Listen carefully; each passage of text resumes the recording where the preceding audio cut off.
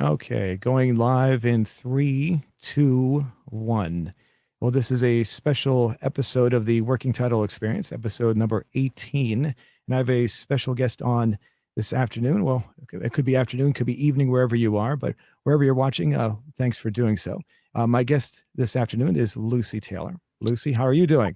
Hello, hello. I am doing very well. I'm happy to be here. How are you? I'm doing pretty well. The weather here is kind of weird. I was getting some days we're getting really cold weather. Other days we're getting really hot weather. So I'm jumping back and forth between having the heat turned on and other days I have the air conditioning turned on. But I'm sure that'll balance out eventually. Right. It can get confusing. Like one day you're putting away your winter jacket and then you're like, oh no, Yes. feel blindsided. So you have so the reason one of the things that I wanted to bring you on about was you have a special podcast that you call Snapped.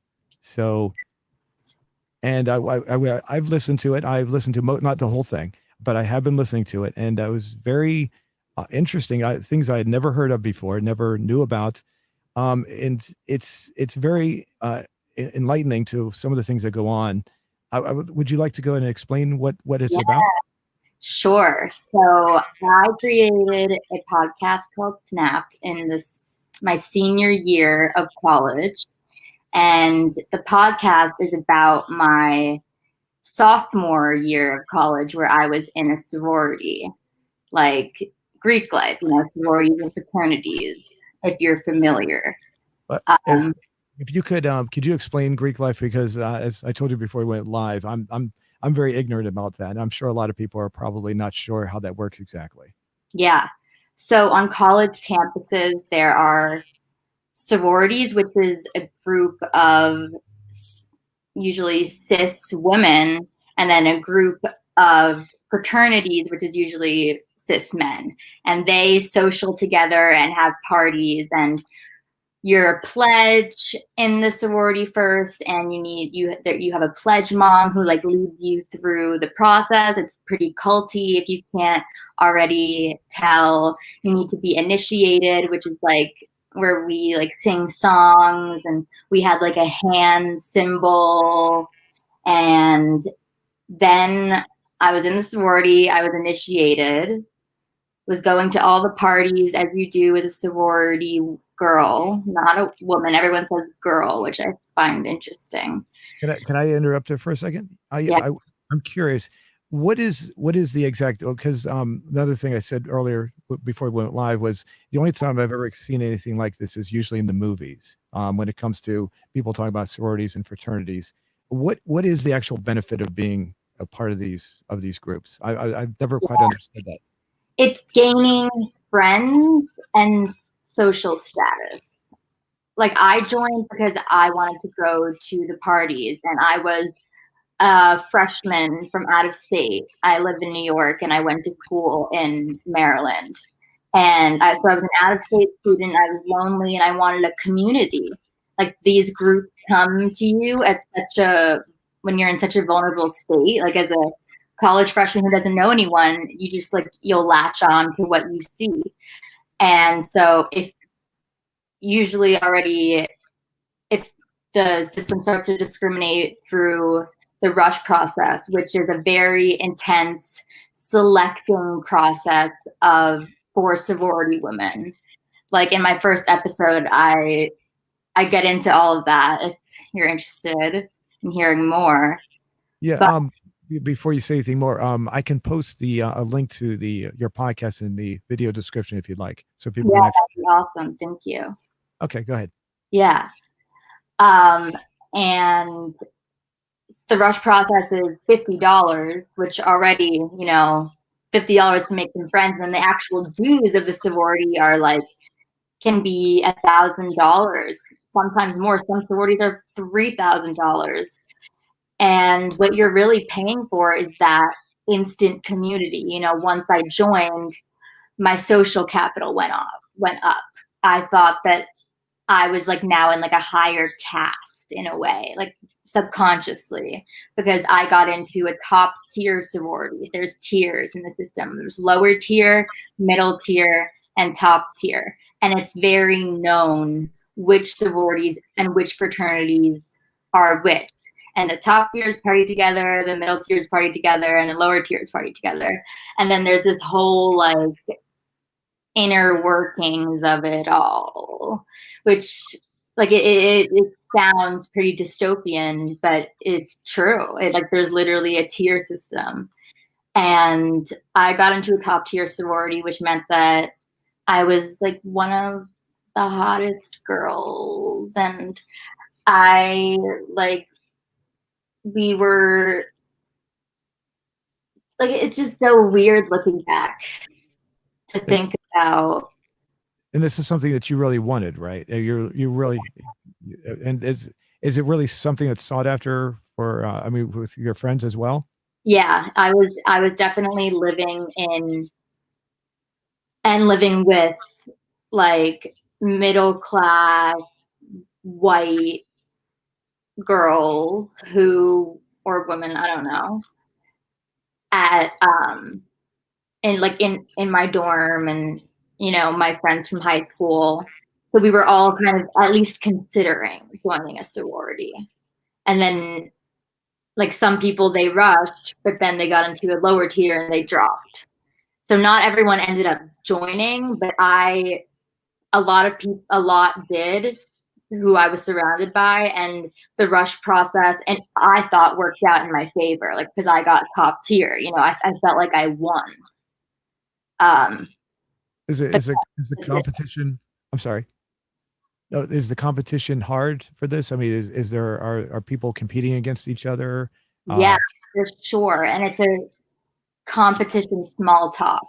It's a competition of small talk, like who can small talk the best and like smile the best and look like she fits in with the sorority. Like that's what the sorority is measuring you on. Like, can you fit in their sorority? Are you pretty enough? Do you look the same as the other women around you conventionally? Like none of this is actually real. This is just what they've decided in their little organism. You know what I mean? Yeah, yeah. And as far as I mean, and is the sorority itself that you were part of? I don't think you want to name the sorority itself. The but Nah. is it a well known one? Oh yeah, it's a well-known one, and honestly, everyone figures it out, and I don't care. I just don't feel like saying the name because I don't like that to be the focus of it all, because what happened to me and what happens to many others in Greek life, like it can happen at any sorority, and oftentimes people focus on like, oh, it happened at this sorority and this sorority is so problematic and those members need to be held accountable. But what a lot of people don't understand is that it's systemic, and it's not just this one sorority, it's the entire system that enabled it. And so I just want to steer away from it being like this sorority at this school did this, and focus more on the fact that this happens everywhere. No, as far as what actually happened to you, I know you're kind of concerned about mentioning everything that happened on this podcast, but as far as do you feel like talking about SA like we had talked before? Could we touch on that? Mm-hmm. So there was a sexual assault that occurred, and you could you touch on that as to why how that affected you? Yeah, so I was living in my sorority house for about 3 months, I guess. I moved out midway. But in the first month that I was living there, I believe, I was sexually assaulted by a fraternity guy in my sorority's favorite fraternity. Like every sorority has like their fraternity, like their guy, like they always hang out, like they always social together, blah blah blah. And you very much put that fraternity on a pedestal as well. And they put us on a pedestal too. Like we're all just like soaking up each other's coolness. And so it was really hard to be assaulted by a pledge in that fraternity because the number one thing in sorority world is you're not just representing yourself, you're representing the entire chapter. And that remains true even when you're assaulted.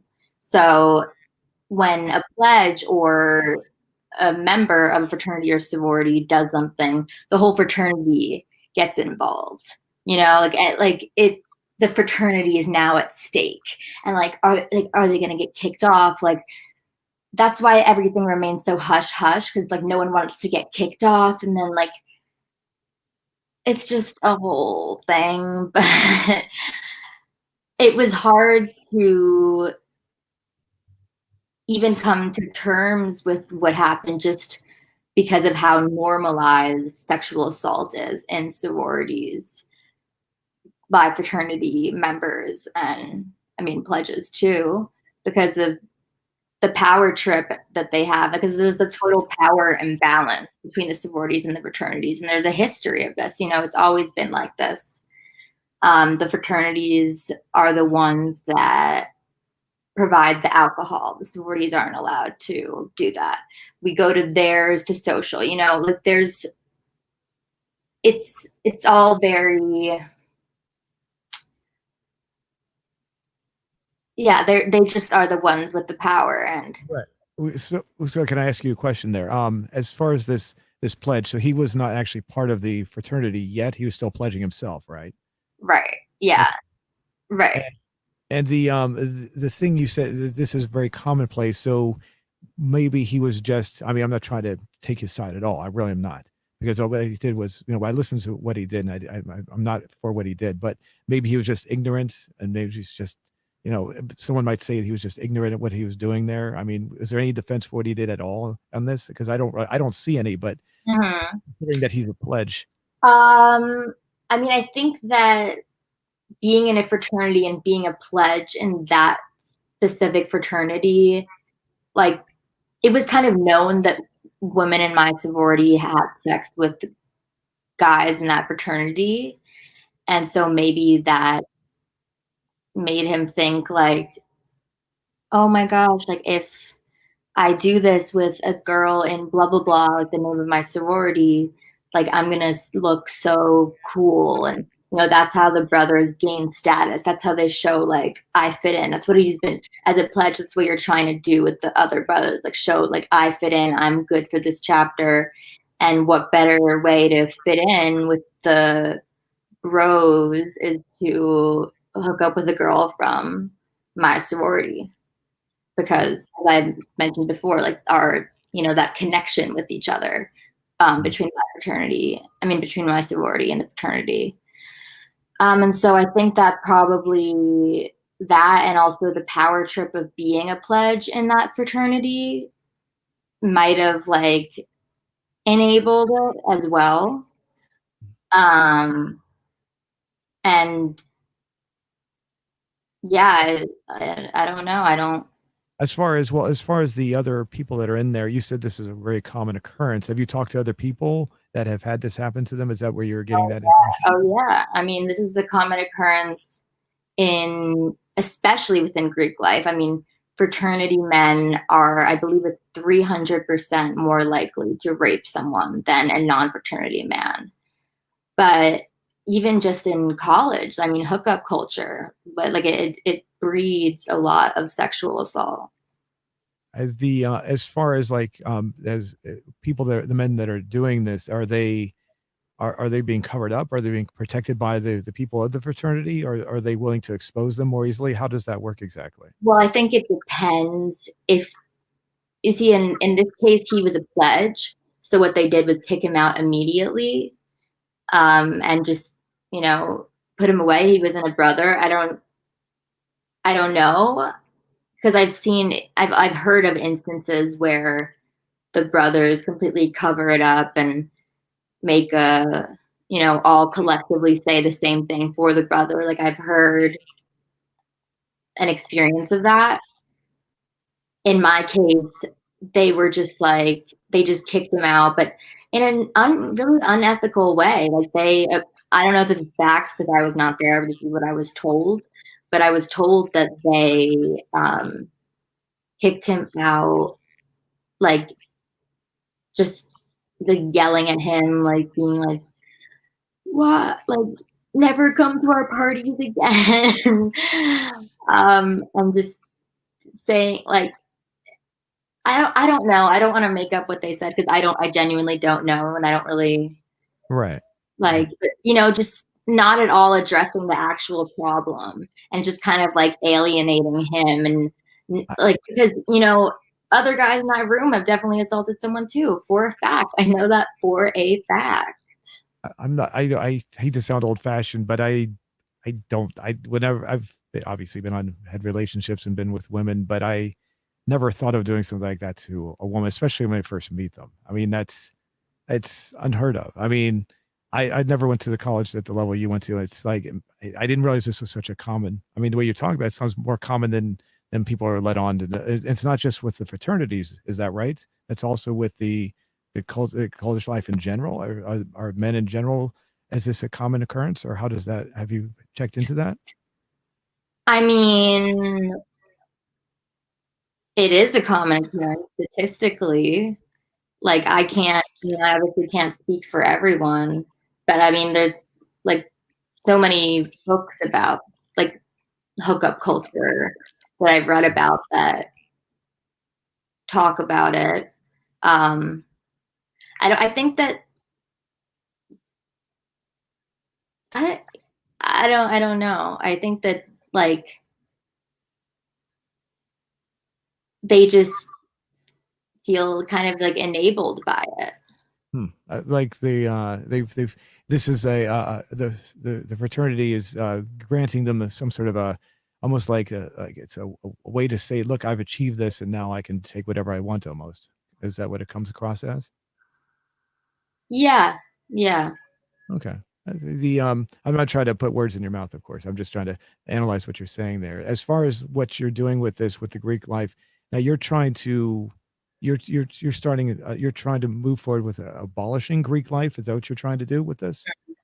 Yeah, I'm for the Abolish Greek life movement, which has been progressing, I think, since like June of 2020 is when it really started blowing up.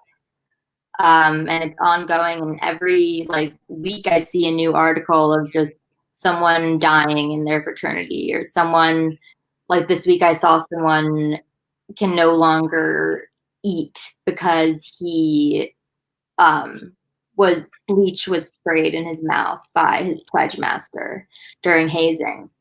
And there's just these awful, awful articles that I see weekly or every other week. Like recently, there's just been so many instances of abuse in these fraternities and sororities. And you know, I'm right now working on season 2 of my podcast where I hear other people's experiences in these institutions, and it just can end so poorly that it's really not worth it. And it's rooted in like racism, sexism, homophobia, like all of the transphobia, like everything. It's rooted in all of that, you know? Like, So it's more than just the sexual. You're bringing a lot more topics than I realized you would talk about as far as this is concerned.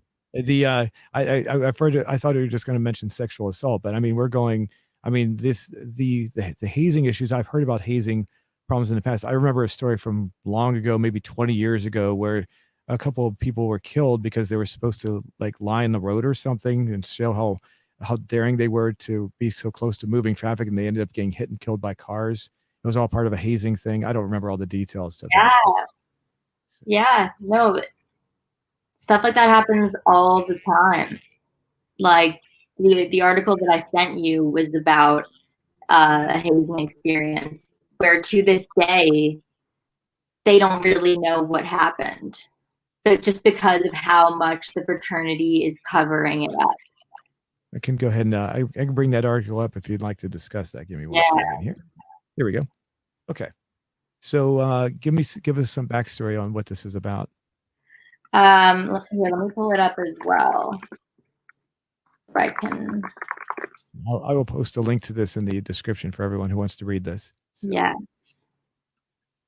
um, Yeah, so this story happened in 2019, I believe.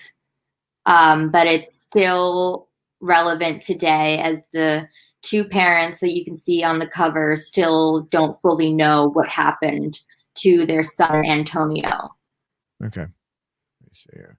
This is Cornell University. Can you give us the general idea? So basically, he was killed in this. Is that right? Yeah. Do you want to read it? I mean, yeah, we could read through it. Yeah, I mean, but I mean, if you give us like a basic synopsis of what happened, then we can read through it after that. Yeah. So Um, I'm trying to pronounce his first name. I can't pronounce though. Flavia Tor Flavia Tomaseo. Toma, Tomasello, I guess. Yes. Tomaseo. Uh, yeah, Tomaseo. yeah. Was overwhelmed by the smell of alcohol. Oh, that's a woman. Wait a minute. I'm sorry. I thought it was a guy. I'm sorry. What am I? I think Oh, maybe I'm jumping ahead. I'm jumping too far ahead of my own head here. Sorry. Was so the guy who died is Antonio. okay. Antonio Cialas. Gotcha. Okay, Yeah. so okay. I read the article like a month ago, so I don't remember the exact details of what happened. Okay, he says among the freshmen, or they were urged to drink at a party. It says, it was the fraternity brothers had driven dozens of freshmen to a brick frat house in Ithaca, New York. Canvass it. They were ushered through 7 rooms, each of which contained its own alcohol-fueled challenge, shots in one, beers, and so forth and so on. And among the freshmen urged to drink, which was at the how's that pronounced? Pi Kappa Pi. How's that pronounced? Where I'm trying to find where you are in the article. I'm on the 3rd paragraph right now. Oh. Pi Kappa Pi. I don't know how to pronounce that. Phi Kappa Psi. Oh, okay. Thank you. Okay, and that party was okay. It was the woman that was the mother. Antonio. Sorry. How do you pronounce the last name? It got me on. Yeah, I was calling him Antonio. I don't want to butcher his name. I'm sure I'll butcher it pretty badly. He was an 18-year-old from Miami who had just who just a few weeks ago had played with a club soccer team, began taking finance classes, and had already found a job as a campus tour guide. Okay, I was going to jump ahead here. And they see another freshman later told police that a young woman had approached him at the party and declared that he was not drunk enough and poured vodka down his throat. Trying to find out exactly where okay.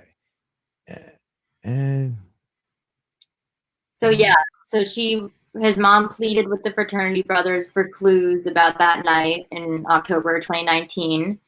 And her son was lying in a shallow pool of water at the bottom of a vast ravine nearby, his skull fractured, his ribs broken, and enough alcohol in his blood to indicate that he was drunk when he died.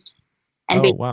His parents still don't know what happened more than a year later. So there was nobody was brought up on any charges or anything? No, I don't think so, but it describes in the article how the fraternity is covering it up. Oh, wow. Oh, that's okay. So as many as 100 people. How large are these fraternities and sororities? Are they really that large? I mean, school. Sometimes they're small, sometimes they're large.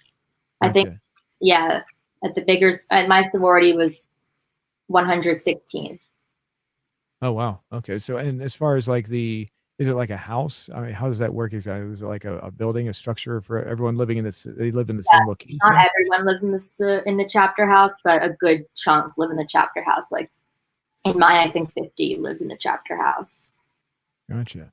Police have given no indication that any of the fraternity brothers have the answers, but if any did, they're not talking. And many fraternity brothers have hired lawyers who prevented the police from talking to their sons. Well, that's just common. I mean, if anything you know about the law, you obviously don't want to speak to the police, but it's unfortunate that, if somebody knows what happens, I'm sure they're just not going to speak. I'm just surprised they weren't able to find anything about it. Right. Well, they do have stuff about it. It's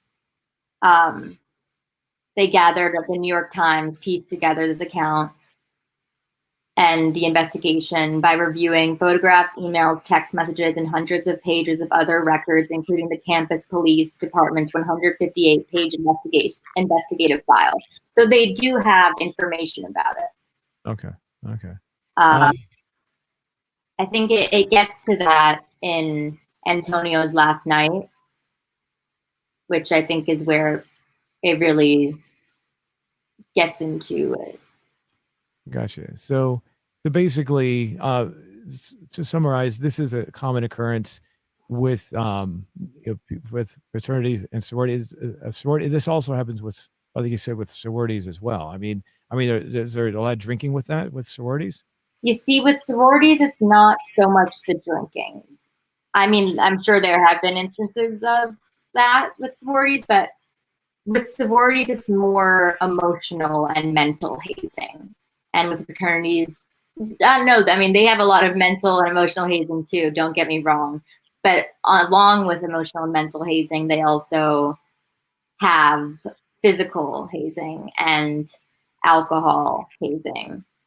Oftentimes they have to do intense workouts and wall sits and are left in the basement for like hours on end.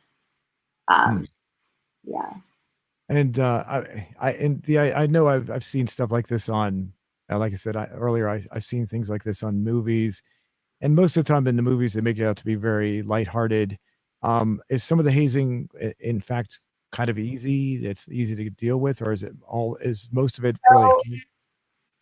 Yeah, so some of the hazing is a little easy, and that's like, where they begin. That's how they start to control you, in cults, when like no one ends up really deep in a cult right away. Like the harsh hazing and like the harsh tactics and activities aren't in it until you're slowly brought into it, like the hazing starts off easy, and that's your first time doing what they say, and then you get used to doing what they say, and then all of a sudden you're doing what they say no matter what, because that's part of the program. You do what they say, you follow your pledge master's instructions. Right. As far as for sororities, I mean, is it encouraged for the women to have to basically have sex in a sense? I mean, I mean, you touched on that, right? I mean, is that Right. is that highly encouraged to have sex with these men that they don't even know? Like it can be, and it's a very thin line, right? It's like, have sex with them, but don't be a slut. And it's never outright said, but it's implied. Hmm. And it's just part of the culture to do it. And if you're not, it's basically I mean, is it something that would get you basically expelled, for lack, I don't know what the word would be, or forced out of the sorority if you didn't go along with any of this? How does that work exactly? Yeah, well, oftentimes if there's a member that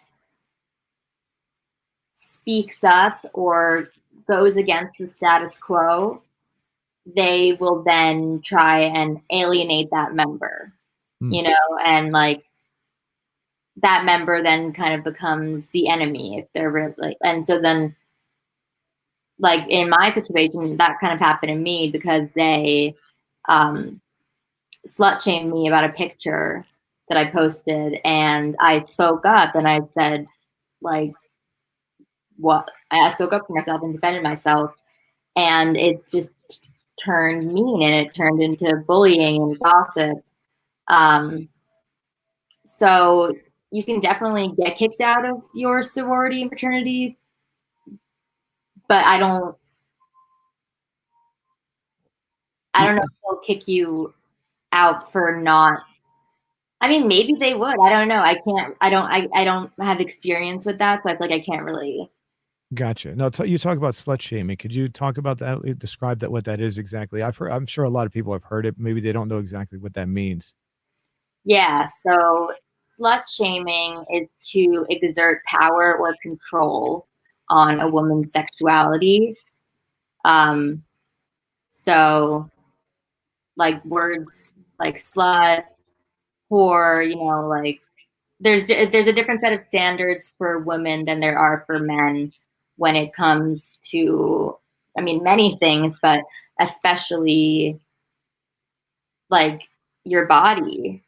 Um, women are oftentimes very sexualized, and there's a difference between being sexual and being sexualized.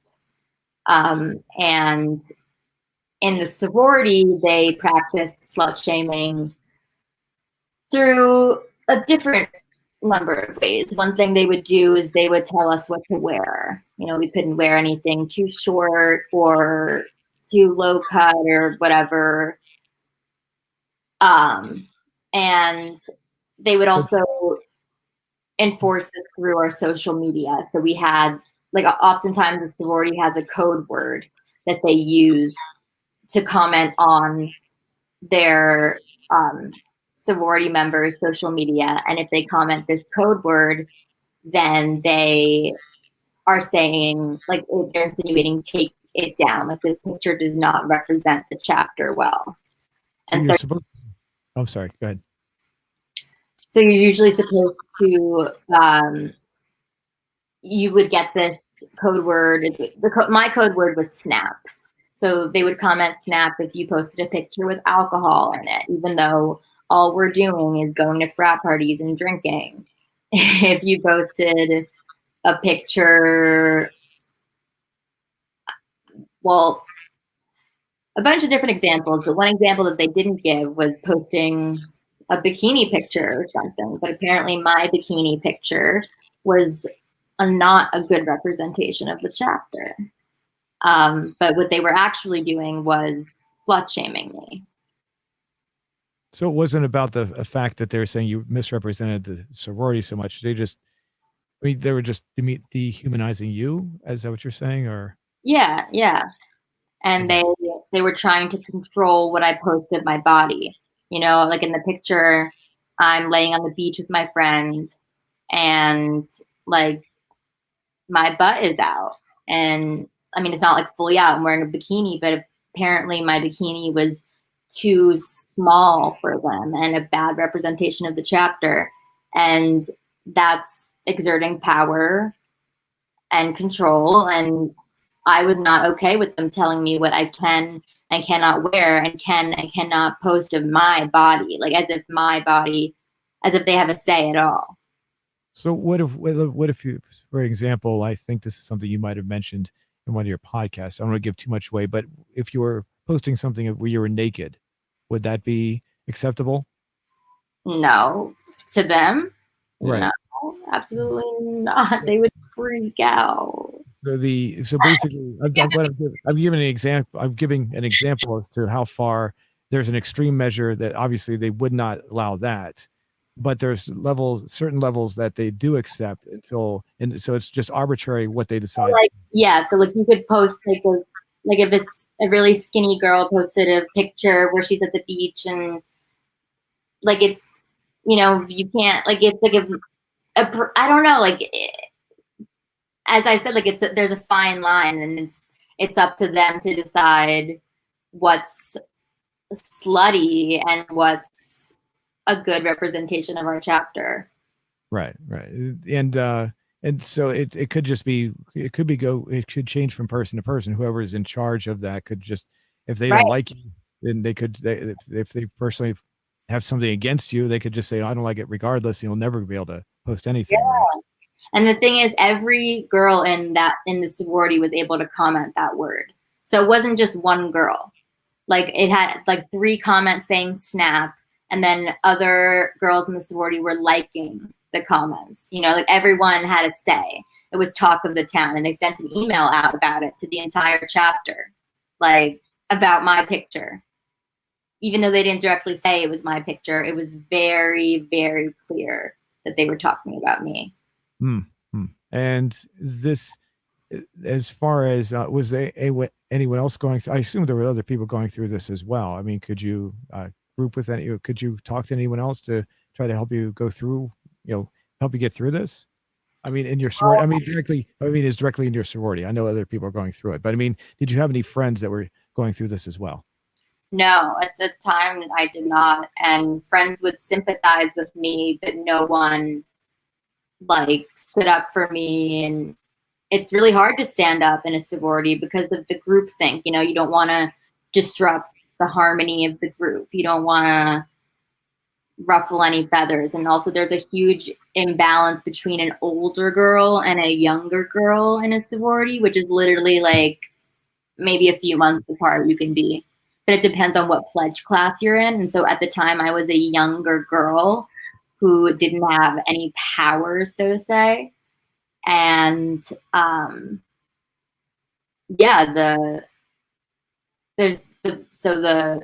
the older girls just feel like they can bully, and well, I was gonna say something else, but I don't remember. That's fine. These as far as this is obviously the desire you had for this was you're willing to take this abuse and still just keep on going, but eventually you got to a point where just like, to use your snapped. Exactly. Yes. Did you want to discuss the breaking point? I mean, or did you want to hold off on that? Yeah, I mean, I think let's hold off on that, and they can go and see for themselves what the breaking point is. Gotcha. That's fine. Yeah, I have a link for Lucy's podcast in the description right now, so anyone that wants to listen can go through it. How many parts do you have so far? So right now it's a 6-episode series with a Q&A, so 7 episodes. And I'm currently working on season 2 of the series, which is about other people's experience. So in the first season, I give my whole story, and in the second season, I'm interviewing others about their story, and then the narrator who's, moving it all along and tying it all together. And as far as what's the reception that you've gotten from this? It looked like there was some positive, and it looked like there might have been maybe a handful of negative ones as well. Mm-hmm. Yeah, so they're positive and negative for sure, but overwhelmingly positive. Like for all the negative, there's probably 15 positives, and the positives are really what stand out to me the most. They like so many people have messaged me and just told me how like validating it is to hear me talk about all of this for their own experience. And so that was definitely one of the main purposes of this podcast, because there's so much cultural silence about these issues, and like the more you speak out about it, the more others will feel comfortable to speak out about it and be validated in their own experiences. And so I was really, really grateful for that. And the hate was interesting to receive, because it's always interesting to hear what people are going to say about you online, And I knew doing this project that there was going to be hate. I knew that from the very beginning, and, was mentally preparing myself for that, it was not a shock to me. And a lot of the hate that was said was very predictable. It was exactly the things that I thought would be said. And I firmly think that if you're doing something powerful, there's always going to be pushback.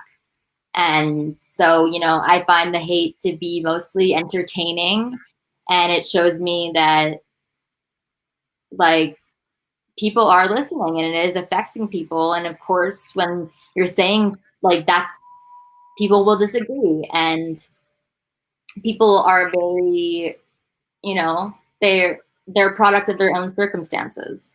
And I'm a product of my own circumstances, so I'm just sharing my truth. The negative responses, are they do they look like they're just people who actually listened, or maybe they're just looking at the title or going through the synopsis and just going through, hey, I'm just going to give it a negative review? I've with the videos on my channel, I've had videos where I'll post something and it's very obvious that someone will just leave a negative comment. They hadn't actually watched the video all the way through to see what was going on. And Sure. Yeah. Definitely a solid handful of those. People just flat out saying like this was just her experience, or like this was just some girl's experience, like not even listening to it, knowing that there's only one narrator. A lot of just like people saying that it's like egotistical, and well, I don't know, maybe not a lot of people saying, but a few comments just being like, this is not the right way to cope. And I think that a lot of those negative comments were in the beginning because I released each episode one by one with like either a few weeks or months in between. And I think listening to the first two episodes, people's opinion might change when they listen to the fourth and fifth and sixth episode, And for the comments that, like there was definitely some comments where people definitely did listen, but then so many were, they just don't even know what they're talking about. And I'm like, you clearly didn't listen, which it just sometimes it's like stings for a second if like, you're just sometimes sad like that people like this exist. But then they're all laughable to me at this point. Like I made a video called responding to my snapped hate and critique comments. Oh, and Patreon. Now you also have a YouTube channel. Would you like me to post the link for your YouTube channel so people can see? Sure. I mean, I haven't been so active on my YouTube channel recently because I've been working on Snapped, but I definitely have some videos up that people can see.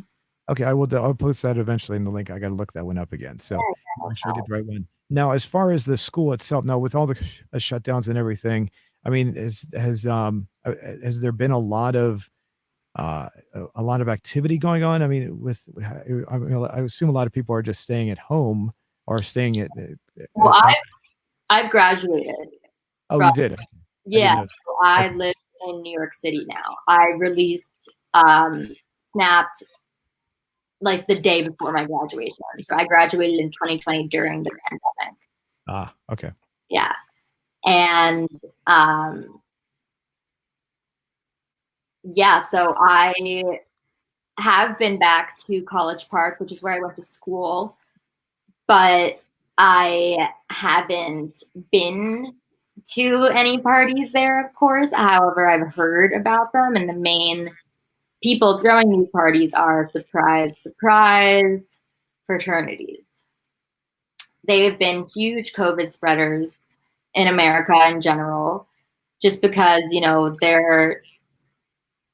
nothing stops them to party in their frat basement. And, this isn't to say that they haven't taken any precautions in sororities and fraternities, like in their chapter houses or whatnot. Yeah. Well, I wasn't really leading up to taking those kind of precautions. I was more or less leading up to any sexual assaults. I mean, has the number? Oh. I would assume that would have gone down, but based on what you're saying, it probably hasn't. I mean, yeah, I don't know. Okay. And since you already graduated, I didn't realize you'd already graduated. I thought you were still attending, and I misunderstood that part of it. So, and as far as what would you say if someone were to say, well, that's just going to happen? I mean, we can't do anything about it. It's just as I think you and I had talked about, maybe this was before we went live, that this has been going on for a long time. It's been going on for decades and generations. What could one person possibly do? What would you say to someone like that? Group life. What's that? I mean, one thing to do would be abolish group life, given the fact that frat guys are 3 times more likely to rape someone. But I mean, what would you say to someone who's saying, well, this has been going on forever and you can't put a stop to it? I mean, do you think one person can actually do it? Are you working together? How many people are you working with right now? No, it needs to be a lot of people Right. doing, which is, why I'm doing my podcast, because the more people that speak up, it's all a domino effect. And as far as these who, I don't know how these are run exactly. These are run by, are they run by private organizations? How do the fraternities and sororities? There's a nationals, and like a nationals of that fraternity or sorority, and they run the different chapters.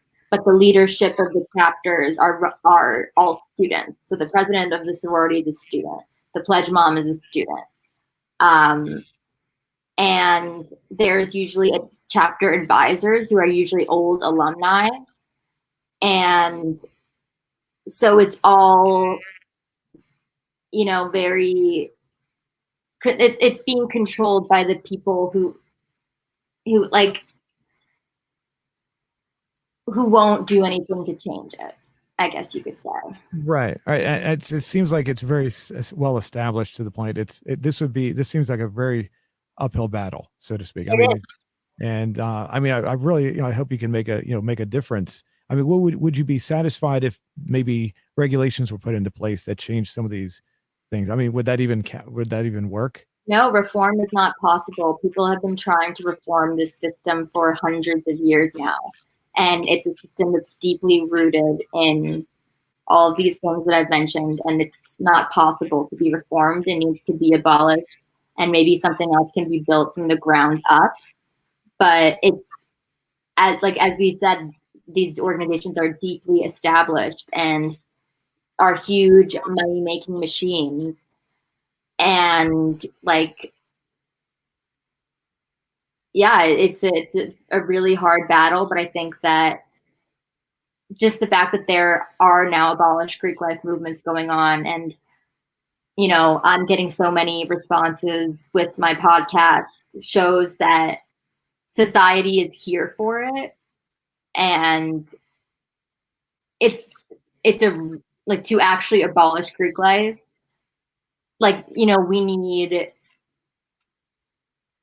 we need laws, I think, because the schools oftentimes won't abolish Greek life. Like Cornell, for example, where this awful hazing incident happened that we were reading before about Antonio, they haven't abolished Greek life, because it's a huge. Most of their alumni that are donating were Greek themselves, and it's just a huge cycle. And so oftentimes we can't rely on the schools to protect us, is what I've realized. So they're basically more powerful than the schools are. I mean, and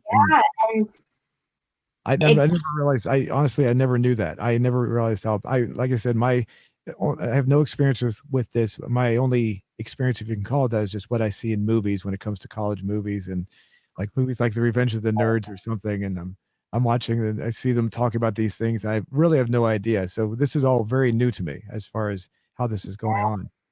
Yeah, I'll read you some statistics right now that display how powerful they are. Of the nations, I can share the screen if you want. Sure, absolutely. Go ahead and bring it up. Share screen. Share screen. Can you see? No, it's not coming up here. Oh. Oh. Okay. Oh, there it goes. Here. Yep, here we go. Got it. Okay. There are 9 million Greek members nationally. Of the nation's 50 largest corporations, 43 are headed by fraternity men. 85% of the Fortune 500 executives belong to the fraternity. 40 of the 47 U.S. Supreme Court justices since 1910 were fraternity men. 76% of all congressmen and senators belong to a fraternity. Every U.S. president and vice president, except 2 in each office, born since the first social fraternity was founded in 1825, have been members of a fraternity. And I mean, the statistics go on and on, but as you can see, they have a lot of power in in all these positions. So yeah. Gotcha. Yeah. So the Did you want to show anything else? I assumed you were finished. Did I stop it? I brought it down, but you just stopped it. You did stop it. Yeah. So we're good. The yeah, I understand what you're saying now. So I mean, what would you tell someone who's just going who wants to go in fresh, thinking that this is a very positive experience? I mean, you obviously thought it was very positive at first. What would you have a message for someone out there saying, "Hey, I want to join a fraternity or a sorority"? What would you tell them? Your research. Research. So there might be some places where some that are okay. Are you saying that there's some of them, none of them? Okay. So Yeah, I mean, they're like do your research of what these organizations are capable of. Look into the hazing deaths. Listen to my podcast. Listen to the victims of Greek life before you decide that you want to join. yeah. Well, I wanted to change the subject here because you had brought up another topic that you had about yourself, and that was concerning ADHD and anxiety. Did you want to discuss that? Yeah, sure. So yeah, go ahead and tell. So this was a well, go. I'm reading what you had told me in your description. Why don't you tell us about what you want to discuss? Yeah. Yeah, so I have ADHD, attention deficit disorder, attention deficit hyperactive disorder. I have the hyperactive part too. Like even if I'm not like all over the place, like I'm always doing something. Like I don't know if you noticed, but during the interview, like I was like that. But yeah, I have that, and I have generalized anxiety disorder. I got diagnosed, I believe, when I was 16. I had just gone on a college tour. Actually, no, I was diagnosed right before this. But what really made me know that I was not well at the time was that I was on a college tour. I was at Elon University in North Carolina, South Carolina, don't remember. One of the Carolinas. And I started to feel really weak. And I'm with my mom on the college tour, getting a look at the dorms, and I tell my mom, I need to sit down. And my mom and I are sitting down, and I'm like drinking water, but slowly, like I feel like I'm like losing consciousness. And then we had like a meeting with an advisor, and during it, I'm like, I need to leave. Like I thought I was dying, to be honest. Like I felt like slowly I was like losing like senses, like not senses, but like feeling in my legs. And I don't know, I thought I was fainting or something. And my mom was like, you're like having a panic attack, which is what I was having. But I sent myself to the hospital. I called 911 because that's how frightening panic attacks can be and how much you can actually think you're dying. Wow, that's intense. Yeah. Go ahead. Yeah. No, I'm sorry. I'm sorry. Go ahead. Sorry. Yeah. So I like went to the hospital, like couldn't figure out what was wrong with me. They gave me like anxiety, calm down, whatever, and I like was better.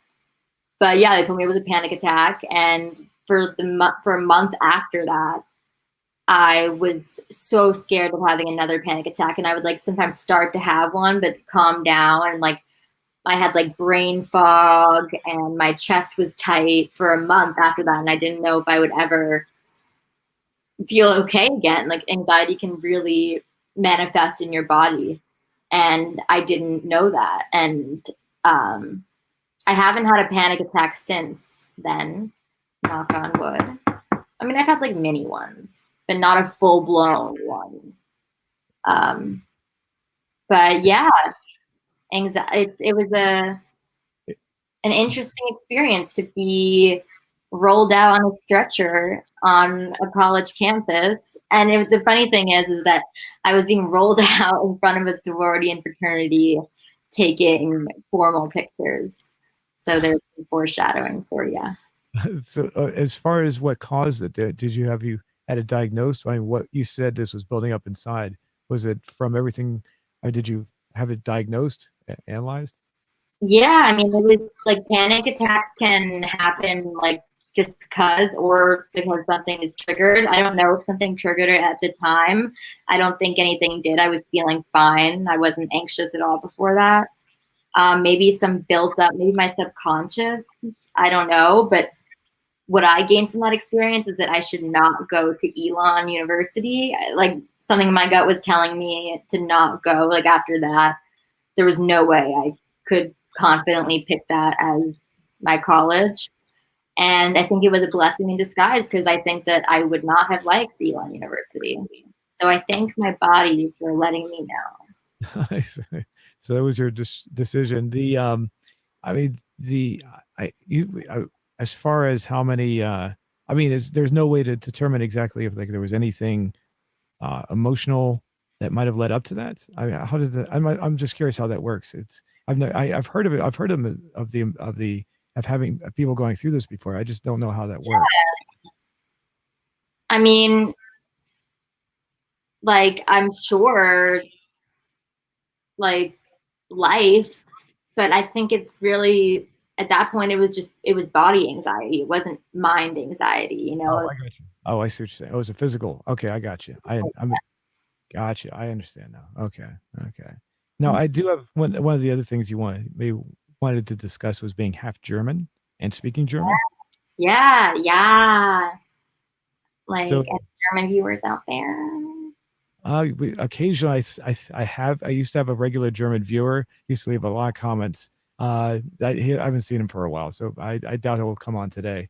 Got it. But one of the things that I noticed about him was he was always speaking perfect English in his comments, though. So yeah, the Germans love to speak English. It's their favorite thing to do. the as far as German go, are you when you say you're half German, does that mean you're like one of your parents was actually a German citizen? Yeah, well, yeah, my mom was born in Germany, born and raised. She moved to America when she was 23 and met my dad. And so I've gone to Germany for most of the summers of my life. My grandparents live there. Und ich kann Deutsch sprechen. No, as far as speaking German, I used to not me personally, but there was a woman who I used to listen to on the radio several years ago who spoke fluent English like you. I mean, you wouldn't be able to tell that she was actually German at all, but she could break out into German immediately. And one of the things that she started to talk about was the similarities between the German language and the English language. It actually is pretty similar. I've never taken German myself, but in reality, if you listen, you can actually hear some of the words when they're talking. Is that true? I don't know enough about the German language. Yeah, it's definitely true. But there's also some words that are not true at all. I mean, I could speak a little bit and we could see if you understand anything. Well, yeah, throw a few phrases at me. See what I. Okay. Was machst du heute? Das Wetter ist so schön draußen. This weather is something. Yeah. I couldn't tell what the last word was. What was the first statement you said? Oh, the first thing that I said, I honestly don't remember. Short-term memory is not good. I do remember. I used to use I used to say Gesundheit a lot. Yeah. And I found out several years ago that that's actually German for God bless you, if I'm not mistaken. Yeah, it is. It is. Which surprised me. I didn't know it was German. I didn't know what it was. I just used to say it all the time when someone's. And that's the simulation. Now, as far as this is a question I've always wondered, and maybe you can answer me when it comes to the name of Germany. Why is Germany? Why do we say Germany in English, but yet in German it's like Deutschland? Yes. Why does it sound so different? Why is it? No. I don't know. I mean, I'm sure that a bunch of does everyone doesn't call America America. Like in Germany they say America. Right. But I mean I see what you mean. It's very different. But I'm sure there's other places that are like that too. I don't know. It doesn't even seem like it's the same word at all. It seems like something. It's very strange. Well, it's German and German. like the language. So Deutschland, German land, and we just say Germany because. Oh, so Deutsch means German? Uh-huh. Oh, okay. So okay, I didn't realize that. Okay, I thought it meant I'm thinking about something similar, more similar to Dutch. Like it was like I was like, so that makes a little more sense. Okay, gotcha. Does Germany admire America? Someone wants to know. I just saw that. Yes. Yeah, like when I was little, for sure. Like my cousin and her friends always thought it was so cool. I mean, they still think it's cool. Yeah, they do, honestly. Like when I was, I mean, examples that come to the top of my head are like when Abercrombie and Hollister were cool here, it was like cool in Germany 2 years later. Like Germany copies a lot of America's trends. And I mean, so much of the entertainment industry is from America. And so they watch so many of their shows in English and watch so much American television that they definitely admire America. And the Germans love to go to New York and LA. And yeah, like whenever I go to Germany, they always want to speak German with me. I mean, to speak English with me. But I'm like, no, I came here to speak German. You want to speak English with me, you book the plane ticket. So your mother's from Germany. Does that mean you visit Germany on a regular basis? Yeah, and I haven't been in a while because of the pandemic, but usually I would go like once a year. Oh, okay. I've been there, like, I've studied abroad there, and yeah. So I used to know a person that was from Germany, and he came before the wall came down. So, and he was from the east part of Germany, and he used to tell me about these older cars that everything was really, the best way to describe it was like really ancient, and the way the kind of cars they had, and I don't know what it's like anymore. I mean, that was a while ago. So he was older than me. Is Germany? I mean, ever since I assume that there's been a nice merging back together ever since that happened. Is it noticeable though on say on one side of Germany versus the other that there's like a noticeable difference in like technology or the way people live? Not to me, but also I don't think I'm the best person to answer that question. I'm sure more people know more, but in my experience, I can't tell a difference like Okay. that. I'm just curious. I mean, because I do remember very, much, much younger when that happened. And I was like, it was very, obviously it made world news at the time. Mhm. And I was always curious how well the two countries, because at the time, when I was very young, it was called East Germany and West Germany. There was no Germany. And so the idea that there was all of a sudden just a single Germany was really alien for a while for a lot of people. Yeah. So, and I was always wondering how well the two halves merged back together. Mm-hmm. Yeah, that is interesting. I'd be very interested in knowing more about that. So, all right. Well, I guess we'll go ahead and wrap it up. As far as Lucy Taylor's the name of my guest here, and she has a podcast that's called Snapped, and I would highly encourage you to listen to the whole podcast. There's 6 episodes, and she's going to have a second season coming out very soon. How long until that happens? I wish I could tell you an exact month, but I'm summer 2021. Okay. Okay. So everyone keep a lookout for that. And as far as anything else in the works, do you have anything else you want to promote? If you end up listening to Snapped and you like it, if you want to support my season 2, join my Patreon, which is patreon.com/snapped. Okay, yeah. We can put that in the description as well. We can add that after this is done. Well, I'll go ahead and add that so it's awesome. In there. Cool. It's very fresh, but I've uploaded some interesting videos to it. So as far as your Patreon goes, they'll get special videos that you can't see anywhere else. Exactly. You'll be able to see the hate comment video. I have a video where I go to the New York City COVID hotel. Yeah, you're in for a ride.